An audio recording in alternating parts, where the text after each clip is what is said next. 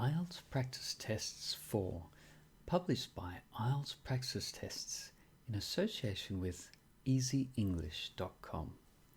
This recording is copyright. Test 4. You will hear several different recordings and you must answer questions about them.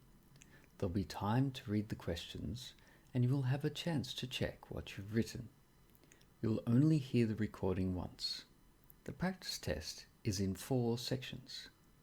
At the end of the practice test, you can take up to 10 minutes to transfer your answers to an answer sheet. Section 1.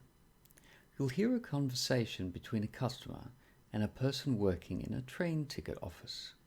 First, you'll have time to look at the questions.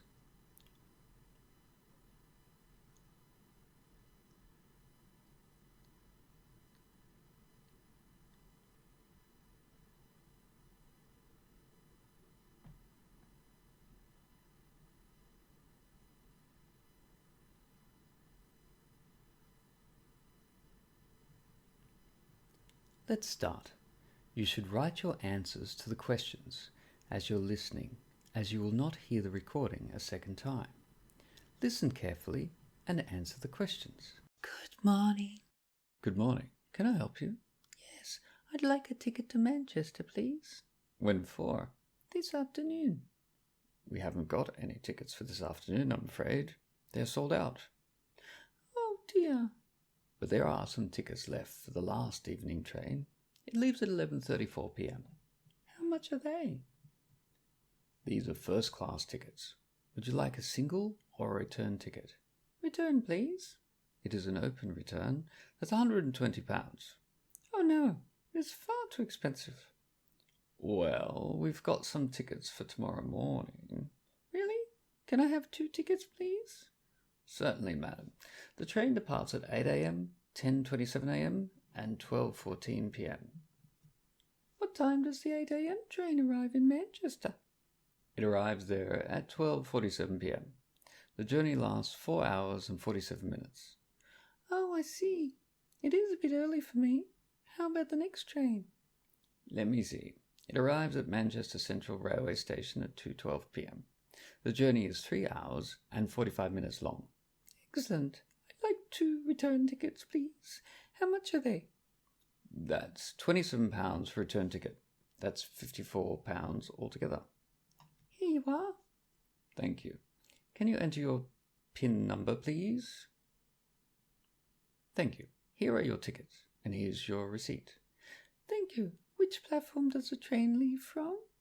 The train departs from platform 8. Is Railway Cafe opposite this platform? No, the cafe is located opposite platform 2. You have to take the escalators upwards and turn left. The platform is on your right. Thank you so much. Thank you. Have a safe journey. That's the end of section 1. You now have 30 seconds to check your answers.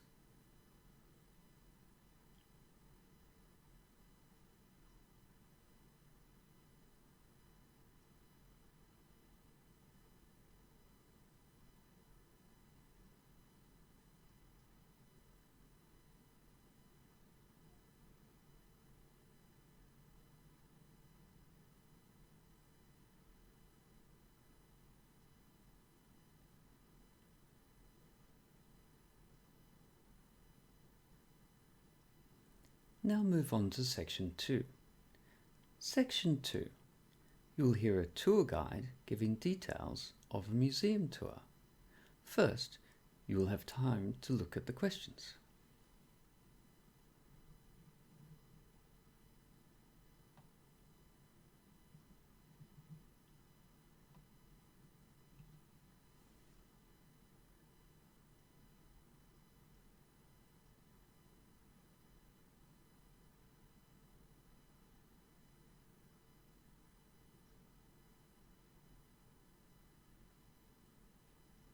Now listen and answer the questions.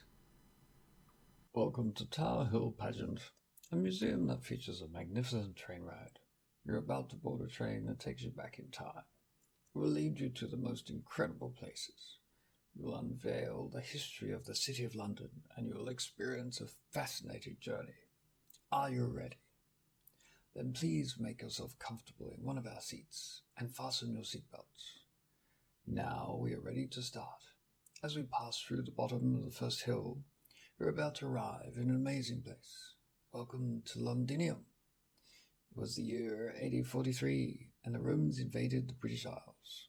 They built forts and they were linked by a network of Roman roads. Then, as you can see, Londinium became a port and the River Thames was surrounded by quays and warehouses.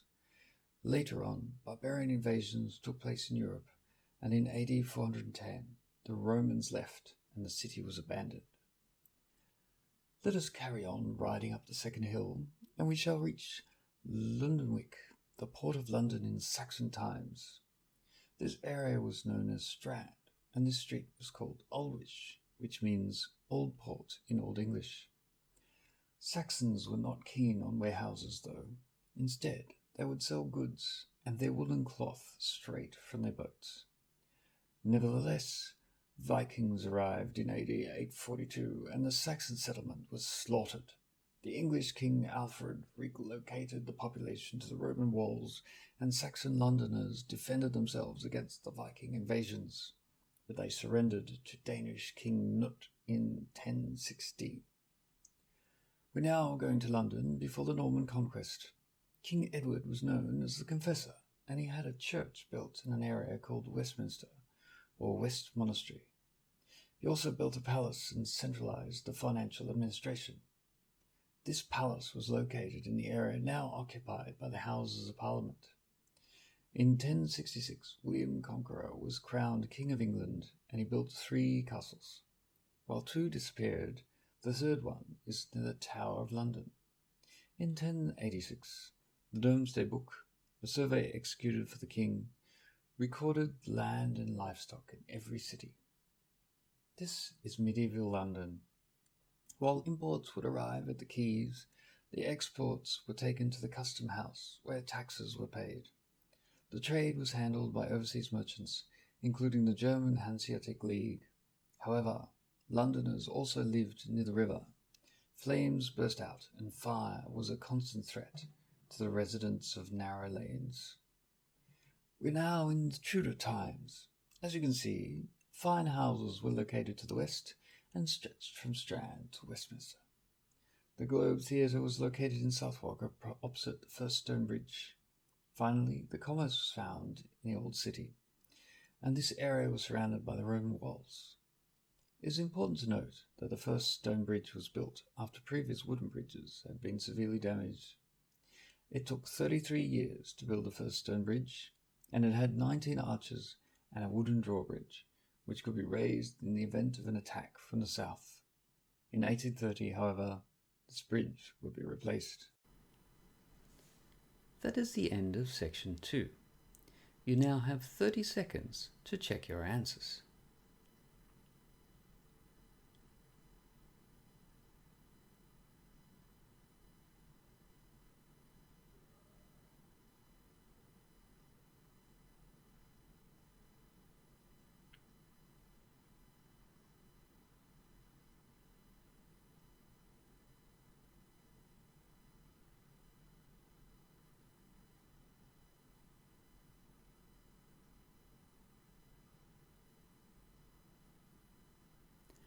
Now move on to section 3. Section 3.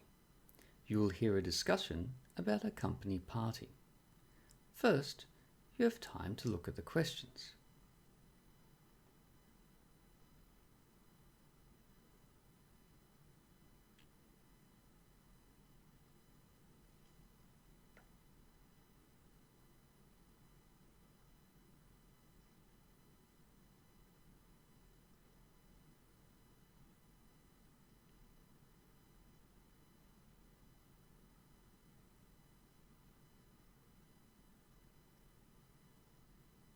Now listen carefully and answer the questions. Hello everyone, thanks for coming. As you know, it is our turn to plan a company party this year. We will be in charge of organising the end of the year party. I'd be very grateful if you could come up with some ideas for it. Okay, let's see. Where shall we have the party? Yes, Adam? Lucy, I think we could book the conference room at Gibson Hotel. It's quite near the office, so people have quick access to it. Right. Any other ideas? Kate? I don't think we have to book somewhere else. I mean, we have got the Silver Lounge downstairs, and we had plenary sessions there last year. It seems to me it would be quite a pleasant place to have a party. Lucy, may I? Sure, Paul. Fire away. Don't you think that people would like to celebrate outside the office building? We've been stuck here in this building for the whole year. But isn't it much more feasible compared to hotels? It is within a budget. I mean, we won't have to rent a place. In this case, we could go to the company's club. We won't pay a penny either. Well, I have got all the venue suggestions written down. How about the food and drink? Let's have a dinner party. We could have a buffet, and people can have a 3-course meal. I think people would rather dance than eat dinner. I don't know. Well, perhaps we could have some light snacks. They go well with beer. Come on. We'll be having the end of the year celebration. We must drink champagne. I agree. Perhaps we could have a cocktail party. That's a great idea. What about having a fancy dress party? I won't recognize anyone. To be honest, I haven't got a costume. Besides, it's not carnival time, is it? I see your point. How about the music? We'll need some entertainment. I'm going to get into that, Kate. Has anyone got any suggestions for entertainment? Shall we hire a DJ? What if he doesn't play the kind of music people like? How about having a music jukebox, and people can choose the music they want to listen to? Would you like to see people queuing up for hours to select a single song? Let's have a live band. That's beyond the budget. Yes, unfortunately, we couldn't afford a band. How about the music jukebox? We'll have to look into that. So, the DJ is the best option then? Well, let's agree to disagree on that. Okay, we will narrow the list to 2 options and ask you to vote for your favourite one next week. That is the end of section 3. You now have half a minute to check your answers.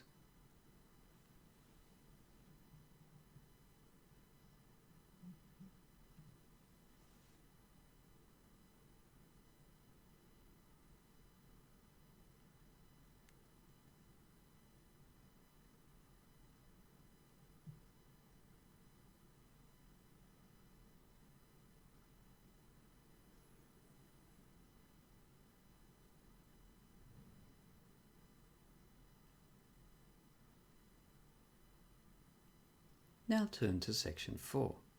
Section 4.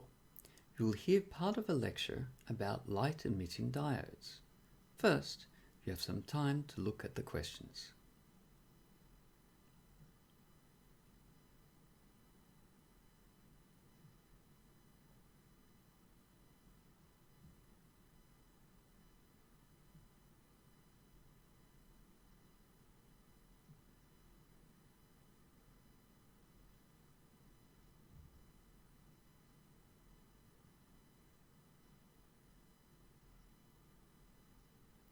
Now listen carefully and answer the questions.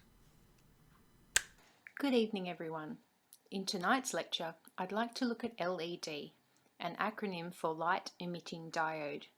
Basically, it's a light source used as indicators in a range of devices.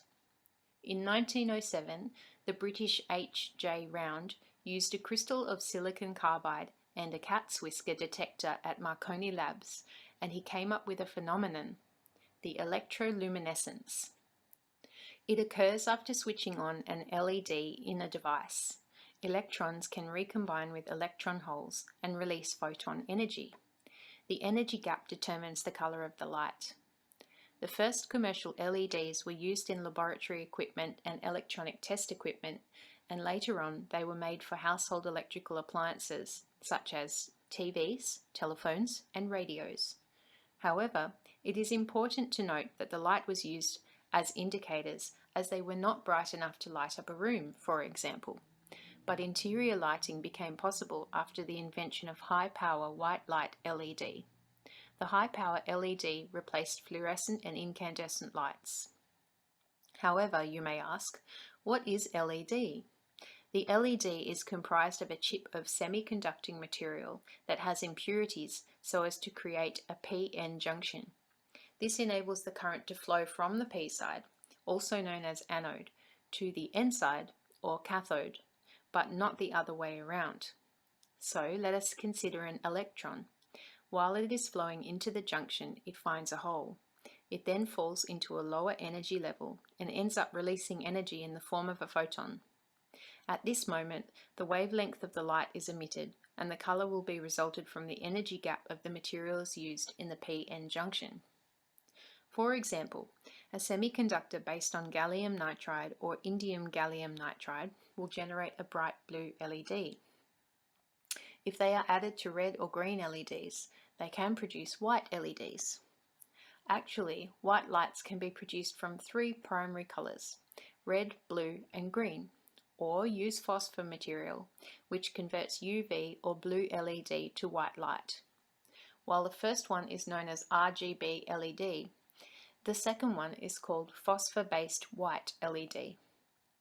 Now, if we consider nitrides with aluminium, then short wavelengths can be produced. These short wavelengths near UV emitters are useful for inspecting anti-counterfeit watermarks in paper currencies. UV LEDs are also used in sterilization devices as they emit 250 to 270 nm and lead to photosensitivity reactions in microorganisms. Another one is OLED, Organic Light Emitting Diode. The diode is based on an organic compound. This material is electrically conductive as a result of delocalization of pi electrons. Polymers are an example of this material. As you know, polymers provide us with flexible displays. For this reason, OLED has been used in screens or visual displays for MP3 players, mobile phones, and tablets.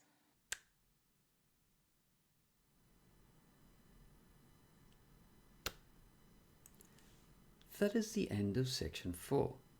You now have 30 seconds to check your answers.